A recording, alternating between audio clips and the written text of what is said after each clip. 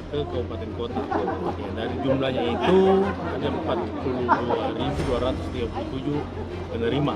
Ya, nah, ini untuk bulan September, Oktober, November. Per bulannya itu mereka terima sebesar 10 juta. Sama bantuan sosial ini Pak? Iya, gratis. Gratis.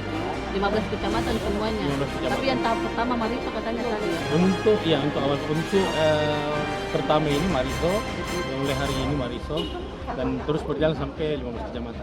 Berapa lama itu penyalurannya Pak? Biasa penyalurannya itu kurang lebih 1 sampai 2 minggu. 1 sampai 2 minggu. Penyalurannya di mana Pak? Sasaran penerimanya adalah yang sudah ada by name by address dari Bapak Anas dari Kementerian Sosial. Totalnya berapa Pak? Totalnya itu 42.237 ya. kepala KPM.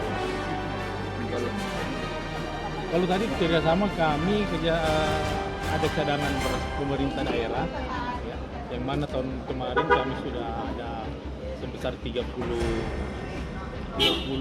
ton.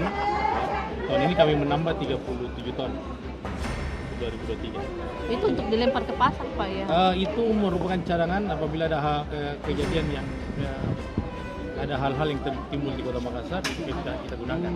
Ya. Jadi yang disampaikan tadi, apabila ada hal-hal kenaikan harga yang terlalu tinggi, karena turunnya 25% dari harga pemerintah dia naik, ya kita mengeluarkan cadangan. Tapi kalau kondisi saat ini Pak kan naik terus ini harganya beras, belum perlu Insya Allah dengan adanya penyaluran CBP ini akan mempengaruhi harga pasaran, pasti akan membuat turun beras. Itu tadi cadangan beras jenis apa? Cadangan beras jenis medium dari Bulog. Yang disalurkan medium, tapi kalau kita lihat kualitas premium. Medium kelas berapa?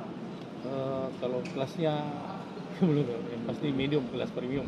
Karena kita lihat dari kondisi berasnya bagus. Untuk saat ini